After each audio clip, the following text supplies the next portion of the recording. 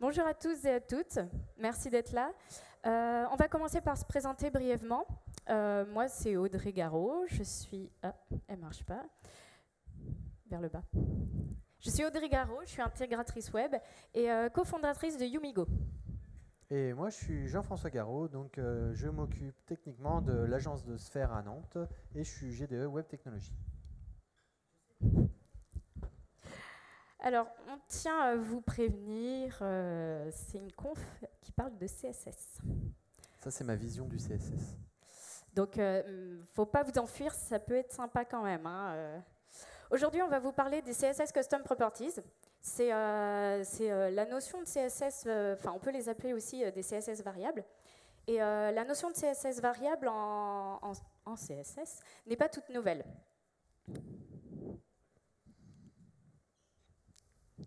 Il existe déjà une variable en CSS qui s'appelle currentColor. Pour l'utiliser, c'est très facile, il suffit de... Non, franchement, non. Pour l'utiliser, il suffit de déclarer une couleur et ensuite de l'appeler avec cette variable, currentColor. C'est très facile, c'est simple, mais c'est un petit peu limitant parce que ça ne parle que de couleurs. Donc c'est pour ça qu'il existe les CSS Custom Properties. Alors, elles sont très faciles d'utilisation, comme la CSS variable. Il suffit de faire tirer du 6, nom de variable, de la CT, et ensuite de l'utiliser avec var nom de variable. Alors, c'est une propriété CSS comme une autre, donc elle est soumise aux mêmes règles, c'est-à-dire l'héritage, la préséance et la cascade. Qu'est-ce que la préséance? La préséance, c'est lorsque vous avez deux propriétés de même priorité, c'est très dur à dire, de même priorité, et ben c'est la deuxième qui prend le pas.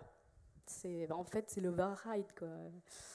Et la cascade, c'est le fait d'avoir des styles qui viennent de plusieurs sources. Donc là, on a eu un super logo, très joli. Et on lui affecte des couleurs. Donc, on déclare nos deux variables, Yumi et Go, et ensuite on remplit, entre guillemets, le SVG avec les deux variables. Donc, il est noir et rose. Ensuite, pour montrer que ça marche comme les autres propriétés CSS, on va l'overrider dans le body en mettant d'autres couleurs. Donc, il vire rose et violet, Yumi rose et Go violet. Et l'avantage, c'est qu'on peut même setter une variable avec une autre variable. Là, on va setter Yumi avec Go. Donc, le logo va devenir entièrement violet. Ce qu'il faut savoir avec les CSS Custom Properties, c'est que c'est très permissif, aussi bien au niveau du nommage que du typage. Au niveau du nommage, on peut utiliser n'importe quel caractère, que ce soit spécial ou pas. Bon, il faut éviter les caractères réservés au CSS, comme les accolades, les parenthèses, les points-virgules, enfin, ça tombe sous le sens. Mais on peut utiliser, par exemple, des smileys. Là, on a utilisé tête de Père Noël. Bon, de loin, ça ne se voit pas trop. Mais c'est également permissif au niveau du typage. C'est-à-dire qu'on peut mettre n'importe quelle chaîne de caractères comme déclaration. Là, on a mis une URL, par exemple. Et lorsqu'on décommente, on l'utilise, et bien, ça marche. Elle est belle, notre mamie. Hein. Elle est belle. Comme toutes les propriétés CSS, je tiens à faire remarquer que l'ordre importe peu. On peut utiliser la variable et après la déclarer. Ce qui est également intéressant dans les CSS Custom Properties, c'est qu'il y a une notion de fallback. C'est-à-dire que là, si mon user agent ne trouve pas ma variable, on va lui dire bah, tu vas aller chercher une autre valeur. Et pour faire ça, il suffit de faire var, ma variable, et la valeur que l'on veut en fallback. Donc là, c'est pour ça que comme il ne trouve pas myColor, il va se rabattre sur le gris. Et ce truc super génial, c'est qu'on peut mettre une variable avec un fallback en fallback d'une variable qui a besoin d'un fallback. Et puis, on peut même le faire à l'infini. On peut même mettre une variable avec un fallback à une variable qui a un fallback et à une variable avec un fallback, en fait. Ça sert strictement à rien, mais vous êtes sûr d'avoir un fallback. Donc, pour voir si vous avez un peu tout compris, tout ce qu'on a dit, parce que c'est super facile, on va vous poser des questions, parce qu'il faut il faut qu'on teste quand même pour pouvoir continuer. Puis c'est la fin de journée, un petit peu. Ouais, il faut vous réveiller faut un vous réveiller petit peu. Donc, ok. bon.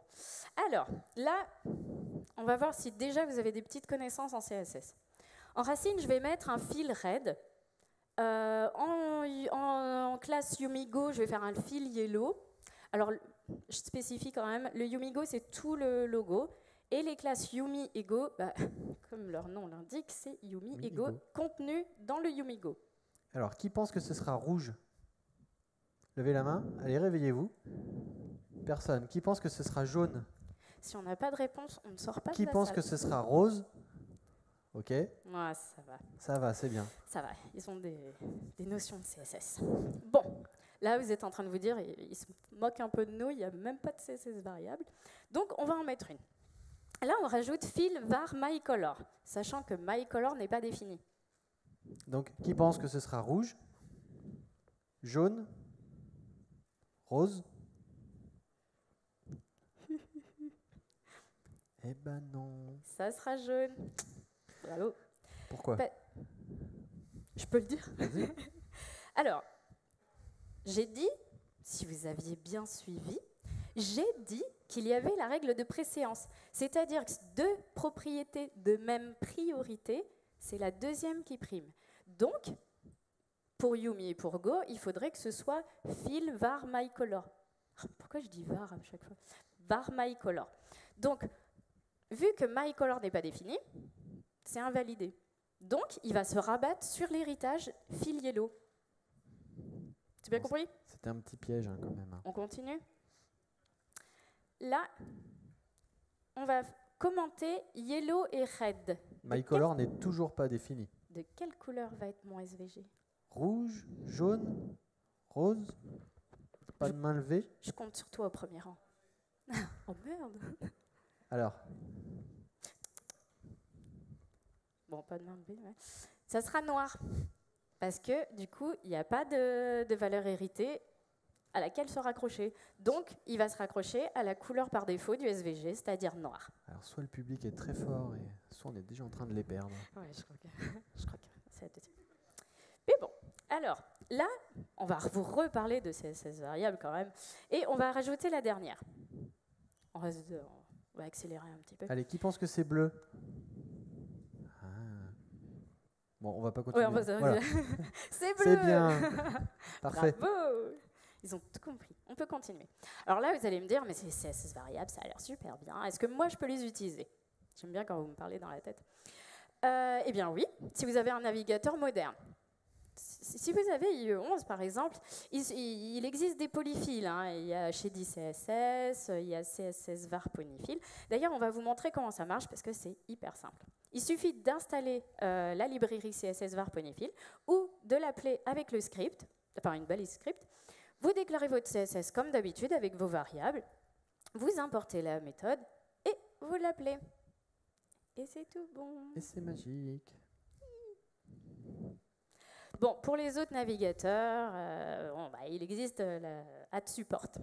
Donc, le principe, c'est pour votre vieux navigateur, vous déclarez une version un peu de dégradation harmonieuse, c'est-à-dire que, en politiquement correct, c'est plus moche, mais presque bien.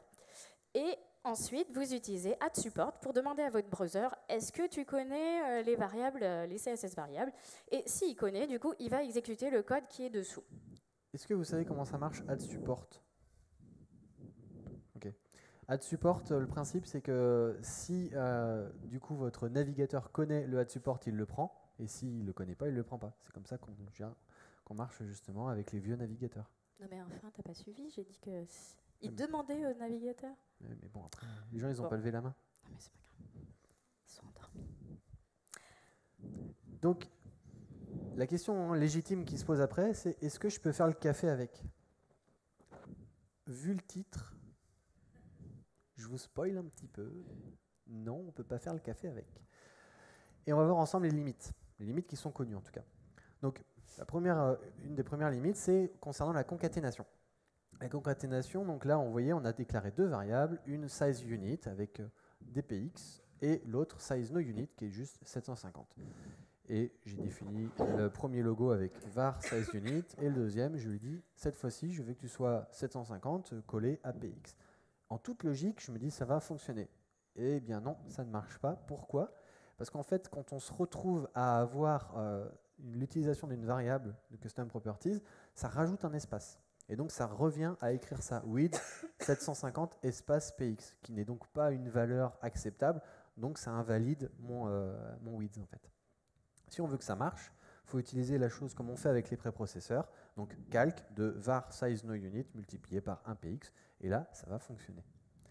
On va l'appliquer, cette limite, elle est applicable aussi aux URL. On aurait envie de se dire, bah, j'ai un site, http, site.com, yes.gif, et je veux utiliser du coup URL avec juste ça.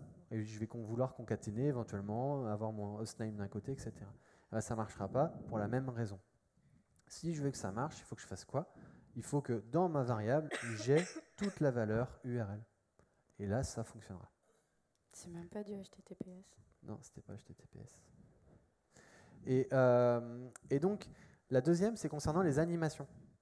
Ici, j'ai une animation donc CSS, donc avec un keyframe, sur lequel je vais animer une propriété CSS. Donc, je vais animer animvar. Je vais le faire passer de first color à second color.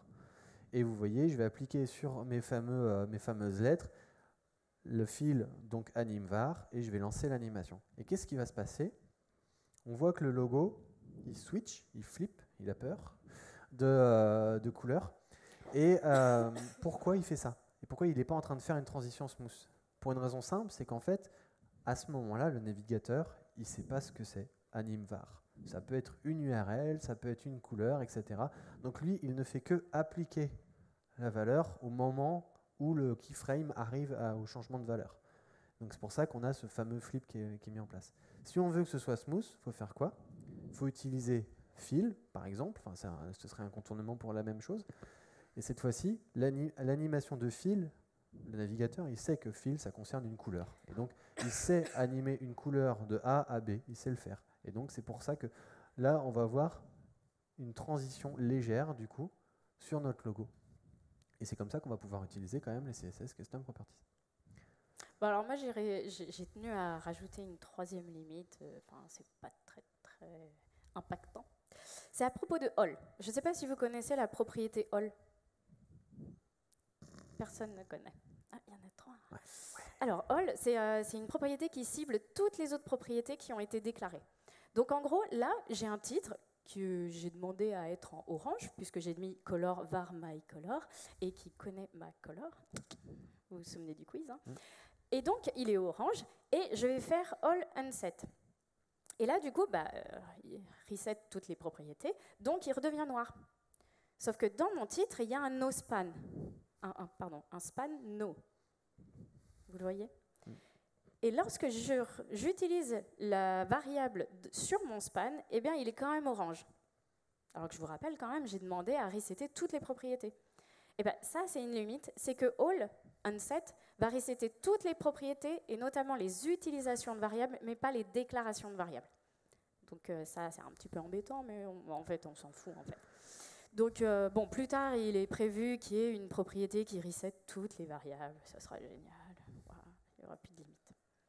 Alors, vous allez me dire, mais pourquoi j'utiliserais, Audrey, pourquoi j'utiliserais les CSS variables alors que j'ai des CSS dans mon préprocesseur? Ça ne sert à rien, machin et tout. Eh bien, premièrement, ce n'est pas incompatible parce qu'elles ne sont pas déclarées de la même façon. Par exemple, en SAS, il suffit, les variables sont avec des $, en less avec des arrobases, et en custom properties avec les tirets. Donc, je vous laisserai découvrir avec les slides, hein, on va pas développer trop, comment on set une variable de préprocesseur avec une CSS variable, et inversement. Donc là, vous avez SAS, less, vous avez post-CSS, stylus. On a pris les plus connus. Hein. Et deuxièmement, parce qu'il y avait un premièrement, eh ben, les CSS Custom Properties peuvent être manipulés avec le JavaScript. C'est JavaScript friendly. Il existe une API avec des méthodes qui permettent de manipuler. Donc, par exemple, là, vous avez cette property avec laquelle, comme son nom l'indique, elle va me permettre de setter une propriété. Donc là, je vais demander cette property length 10 pixels et inline, vous allez voir le résultat, elle va aller vous mettre cette propriété avec la valeur. Donc ce qui fait que, comme c'est inline dans le style, ça va être réinjecté automatiquement dans le CSS et utilisable dans le CSS. Vous avez également la méthode getProperty. GetProperty, comme son nom l'indique, c'est aller chercher la valeur d'une propriété. Là, inline, vous avez aLength, et aLength c'est 50 pixels, et je lui demande de m'afficher dans la console la propriété aLength. Et il m'affiche 50 pixels. Wouhou. Bon, je ne vais pas trop développer. Remove property, je vous laisse deviner ce que c'est. C'est pour supprimer la CSS variable. Bon, on vous montre les 3 principales, mais il en existe plein. Alors, on va vous montrer quelques exemples pour montrer à quel point c'est fort, les CSS Custom Properties. On peut faire plein de trucs avec.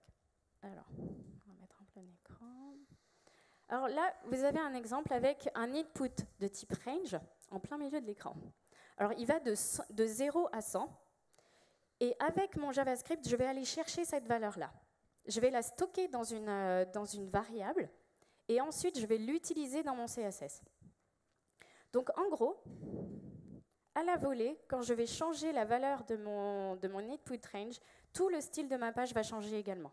C'est-à-dire le type de couleur, enfin les couleurs, l'opacité, tous les éléments vont changer. Même la valeur en dessous, c'est un style content before ou after, je ne sais plus. Voilà, c'est beau. Ouh. Voilà. Et même si on regarde dans le debugger, on peut le voir in live. Hein. In line. Voilà, attends. Faut cliquer là. Voilà. Donc là, hop, si on bouge ici. On voit le X. Non, si je monte là, ça ne va pas le voir. On voit le X qui change de valeur à la volée. Et cerise sur le gâteau. Alors, cerise sur le gâteau. Ça va faire plaisir ici, à Horatio. Ouais, mais je ne sais pas s'il est Horatio.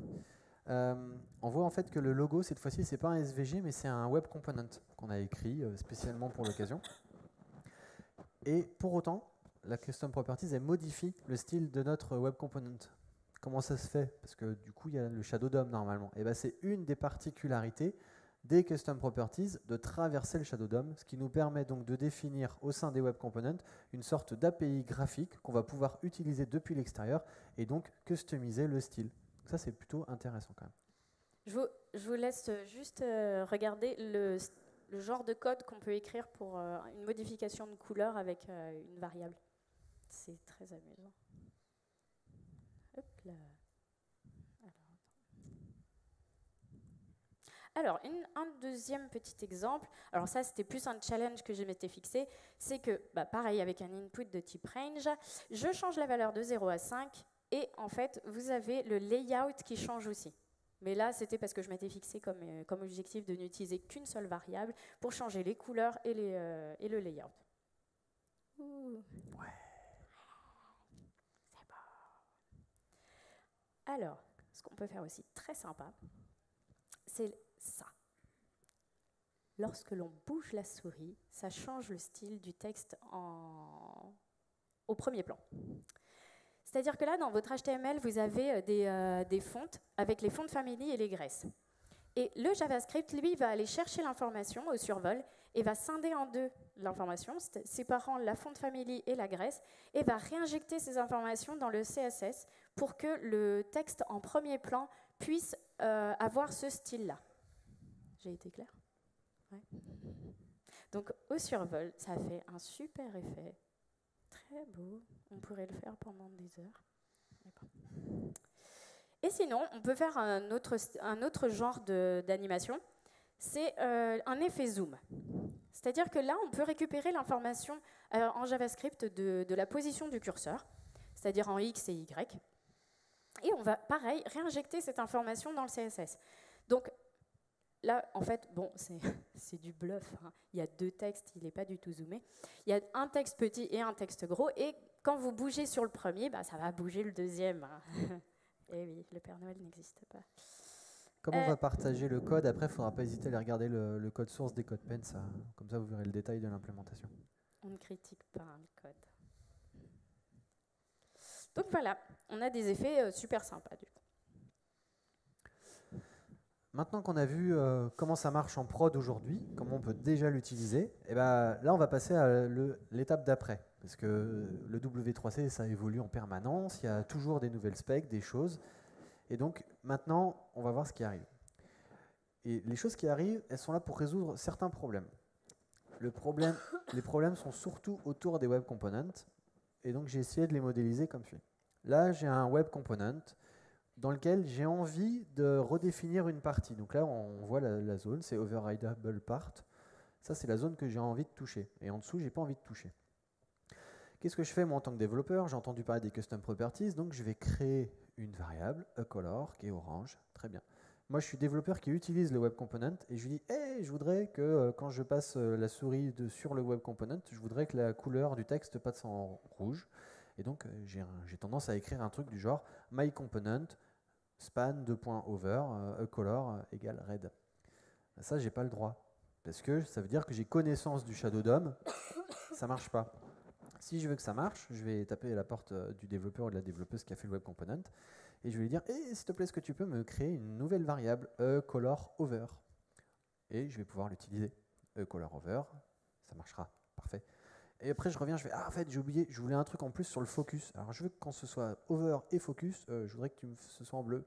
Donc, vous avez bien compris, ce sélecteur ne va pas passer pour la même raison. Donc, on retourne voir le développeur, il va nous créer une variable color over focus qu'on va utiliser et ça va marcher. Donc, ça marche, mais c'est un petit peu fastidieux quand même. Et on aimerait bien que ce soit mieux. Donc, la relève, c'est quoi? L'étape d'après, c'est part et thème. C'est vraiment la prochaine étape justement par rapport à ça. L'idée de part et thème, ça va être d'exposer des zones dans votre web component où vous allez être en mode tiens, c'est open bar, tu as carte blanche, tu as accès à ce bout de DOM là et tu fais ce que tu veux. Comment ça se déclare? Ça se déclare avec un nouveau mot-clé, part, auquel on va donner un ID. Donc là, ici sur mon web component, j'ai défini le part myDiv et donc il y a accès complet au truc et le reste, j'y touche pas. Côté sélecteur, du coup, ça va donner quoi? Je vais utiliser des sélecteurs comme ça. myComponent, :part, myDiv. Je vais pouvoir redéfinir la couleur, myColorBlue, donc c'est l'exemple d'en haut. Ou, voire même, cette fois-ci, jouer avec les states, ce qui devient vraiment cool. Et là, ce qu'on voit, c'est que je ne suis pas limité à une seule modification, mais à un ensemble de modifications parce que j'ai accès complet à mon sous-élément. Donc, je peux faire myColor égale red, et en plus, je veux que la fonte soit italique. Donc là, je peux toucher tout. Deuxième problème, c'est la délégation. C'est bien, j'ai fait un web component dans mon coin, maintenant je suis dans une appli web, et souvent on a tendance à encapsuler les composants. Genre un parent composant qui utilise myComponent, qui utilise myDiv, qui était la part. Et moi, j'arrive et j'ai envie de dire, ok, je voudrais surcharger la part myDiv depuis myParentComponent. Ça va, vous me suivez toujours? Et bien ça... Même problème, je ne peux toujours pas le faire parce que ça sous-entend que j'ai connaissance du Shadow DOM. C'est embêtant avec ce Shadow DOM. Pour autant, il existe justement la délégation qui a été mise en place. Là, comment ça va marcher? Donc j'ai mon composant qui exposait la part qu'on connaissait et myParentComponent, il va dire myDiv, forward de myDiv. C'est parce que du coup je garde le même nom. Et là, je vais pouvoir utiliser depuis le parent. Donc je vais vous montrer les différentes déclarations possibles qu'on peut faire. Il y en a plein. Et à la basique, c'est je garde le même nom. Donc myDiv devient myDiv, ça se déclare comme suit. Et en termes de sélecteur, je peux bien utiliser depuis myParentComponent la :part myDiv. Je suis content. Ou au contraire, je peux la renommer. Je peux dire myDiv égale myParent. Très bien. Du coup, le sélecteur devient myParentComponent :part myParent.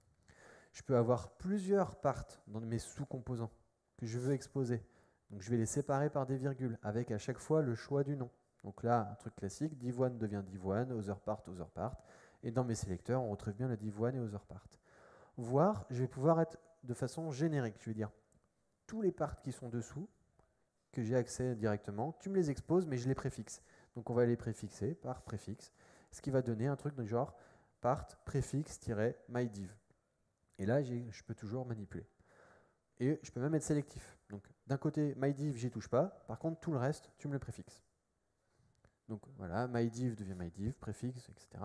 Ce qui fait que j'ai myDiv d'un côté et préfixe otherPart de l'autre. Le seul truc que j'ai pas le droit de faire, c'est ça. C'est le étoile forward étoile. Ça, j'ai pas le droit. Il faut un minimum préciser.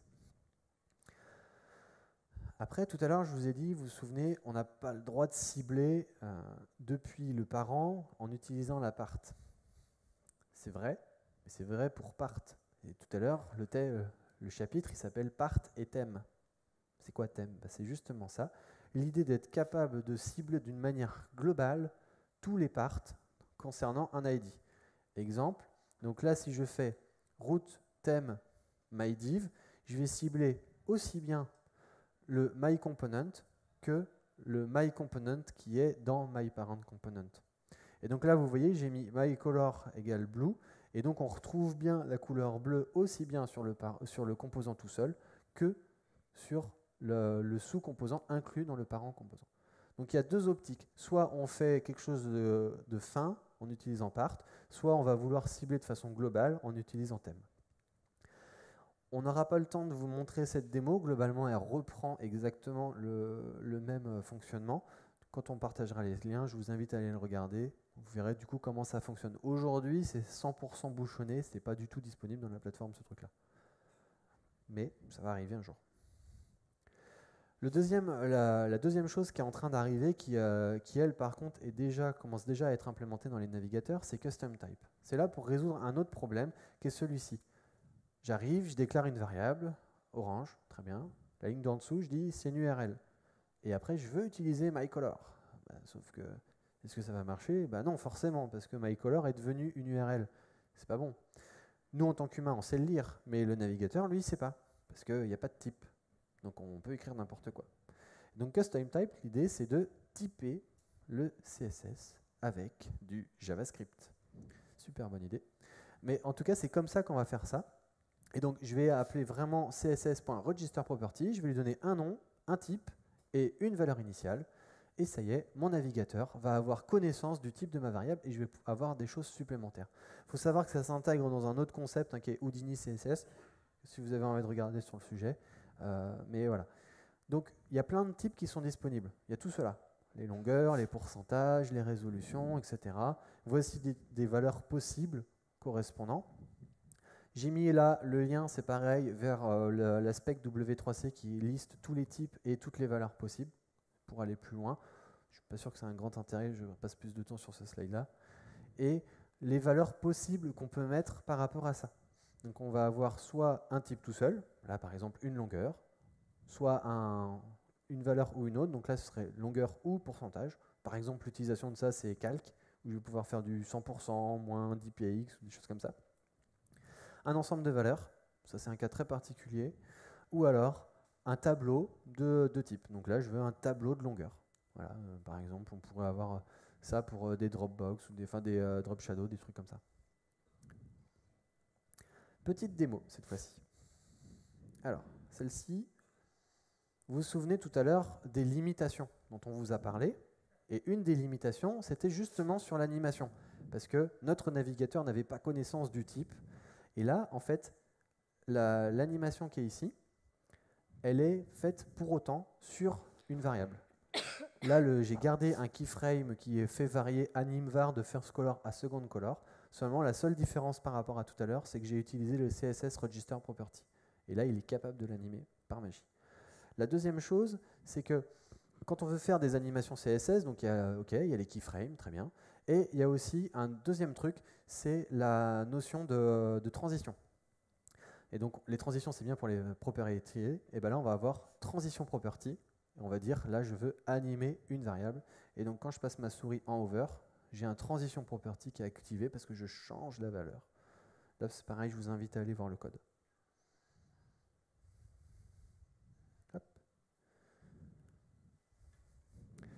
Alors, est-ce que vous êtes prêts maintenant pour voir des cas, comme vous imaginez, hyper intuitifs, où on ne va pas du tout chercher à vous piéger? C'est bon, vous êtes prêts? Ouais. Ouais. Okay. Alors, nous avons un SVG. Nous définissons deux couleurs, une bleue, une rose.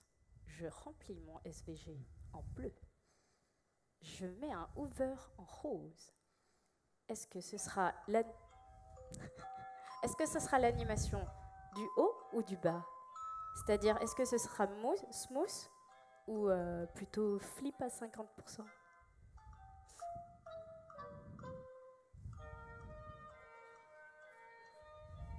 Alors, qui pense que c'est la première transition? Souvenez-vous des limitations. Qui pense donc que ce sera la première? Ok. Qui pense que ce sera la seconde? Qui est déjà en train de dormir? Oh. Merci les honnêtes, c'est gentil. Mais s'il dort, il peut pas lever la main. Mais écoute. Eh bien, ce sera smooth. Parce que l'animation se fait sur la propriété fil et non pas sur la variable. La variable n'a rien à voir là-dedans. Bon. Deuxième question. Pareil, nous avons deux couleurs, une bleue, une rose. Je remplis mon SVG en bleu. J'ai mes deux classes Yumi et Go. Je les file en rose. De quelle couleur sera mon SVG? Entre guillemets, est-ce que je peux overrider ma déclaration de variable, enfin mon utilisation de variable, pardon. Alors, qui pense que ce sera bleu cette fois-ci? Jaune ou rose? Qui pense que ce sera jaune? T'as levé la main pour bleu et jaune? Vous avez le droit de lever vraiment la main, hein, c'est pas grave. Hein. Et qui pense que ce sera rose? Ok. On garde pas la main levée sur les trois choix. Hein. Alors, donc la majorité a dit rose, bravo. Ça sera rose. Parce que j'ai overridé ma propriété fil en rose. En fait, c'est une règle de base de CSS. Et est-ce que je peux overrider ma déclaration de... Si je commente fil var color 2, est-ce que je peux overrider ma déclaration de variable avec le color 1 en le redéfinissant parce que c'est pas très beau en bleu? Oui ou non? Est-ce que ça reste bleu comme ça ou pas? Oui. Qui pense que ça reste bleu? Qui pense que ça ne reste pas bleu? Non. Du coup, ça reste bleu. Ça reste bleu parce que, en fait, même si vous redéfinissez votre variable, c'est pas rétroactif. L'utilisation de cette variable, elle reste au niveau du parent. C'est le principe de la cascade. Le CSS ne remonte pas. Ça descend. La cascade. Alors, les couleurs, on en a marre. On passe aux largeurs. J'ai déclaré une largeur de 500 pixels et j'utilise une autre avec un fallback de 100 pixels. Et je dis encore, je veux utiliser la 500 pixels, mais avec un importante. Et en fait, non, finalement, je veux utiliser quand même la width. De quelle taille sera mon logo? Alors, qui pense que c'est celui du haut? Qui pense que c'est celui du bas? Alors, je refais haut, bas. Ok, donc c'est celui du haut. Celui du haut, parce que importante, c'est comme les propriétés normales CSS, importante prend le pas. Donc il fait 500 pixels. Tu as l'air sceptique. On en parlera après si tu veux. Autre question. Non, non, en fait, non, on va vous donner directement la solution. Ça marche pour la déclaration de variable, enfin pour l'utilisation de la variable aussi bien que pour la déclaration de variable. Je le refais. Ça marche avec var tiré et ça marche avec tiré. Parce qu'au final... Importante prend toujours le pas. Voilà. On se retrouvera de toute façon avec importante qui a été définie. Vous savez, les importantes qu'on met à tout bout de champ pour overrider. Alors, attention, c'est marqué qu'il y a un piège. Alors, nous avons une largeur qu'on définit avec une var width avec un fallback de 100 pixels. Mais cette width, eh bien, on l'a définie avec var width avec un fallback de 500 pixels. De quelle taille sera mon logo? Qui pense que ce sera, du coup, le logo du haut? Attention. Qui pense que ce sera le logo du bas? Ok, il y a un peu plus de main pour en bas. Et bravo. C'est le bas. C'est celui de 100 pixels. Parce qu'en fait, le CSS n'est pas un langage comme les autres. On ne peut pas définir une propriété à partir de sa propre valeur. Une propriété ne peut pas être le début et la fin de sa déclaration. Ça l'invalide. Donc, ça l'invalide. Et du coup, comme il n'a pas trouvé width, pour lui, elle n'existe pas, cette déclaration. Comme il ne l'a pas trouvé, eh ben, il va sur le fallback de 100 pixels. Malgré le fait que voilà, on avait défini un fallback dessus. Eh oui, c'est du CSS. Attention, il y a encore un piège. Alors, j'adore dire celle-là. Alors, width égale var width avec un fallback de 100 pixels. Mais mon width égale var other width et mon other width égale var another width avec un fallback de 500 pixels. Et another width est égal à var width avec un fallback de 300 pixels. C'est clair. De quelle taille sera mon logo? Alors, qui pense que c'est celle du haut, celle du milieu et celle du bas? C'est bien. Ouais, cool. C'est bien. Bah, en fait, c'est un cycle de dépendance comme la précédente. C'est juste qu'on vous a embrouillé, c'est tout. C'est exactement le même cas, en fait. Donc, il va invalider les trois déclarations de width parce que c'est un cycle de dépendance. Et donc, il ne trouve pas de width et il se rabat sur le fallback de 100 pixels. Allez, c'est presque la fin. Ouais, c'est le dernier piège. Là, ma width est égale à espace. Qui pense que donc ce sera le logo du haut? Qui pense que ce sera le logo du bas? Bas? Bas ou haut? Donc bas, plus de mains pour le bas. Et c'est un piège. Donc c'est... Vas-y. C'est le haut. Pourquoi? Alors, on a dit que le fallback n'était utilisé que si la variable n'était pas CT. Là, alors là, une déclaration de variable peut être espace. C'est pas invalide. Mais sauf que là, elle ne correspond pas à une width. Donc, c'est une erreur pour lui. Donc, il invalide la propriété width. Et du coup, il se rabat sur la taille par défaut des SVG, c'est-à-dire 100%. Je crois qu'il nous déteste. Ouais, c'est clair. On va vite terminer. Allez, on va se faire. On va se barrer par là. Ouais. Alors. Après, c'est fini. Hein. C'est la dernière. Jetez pas les pommes. Alors là, on met initial pour la width. De quelle taille va être mon logo? Alors, qui pense que c'est du coup le logo du haut et qui pense que c'est le logo du bas? Plus de mains pour le haut. Eh bien non. Parce qu'en fait, c'est pas une erreur en soi. C'est comme si elle n'avait pas été CT. Initial, c'est pas CT. Donc, il se rabat sur le fallback. Vive le CSS. Et c'est pareil pour Inherit. Voilà, on vous a épargné la question avec Inherit parce que c'est la même chose. Ça sera 100 pixels aussi. Voilà. On vous remercie.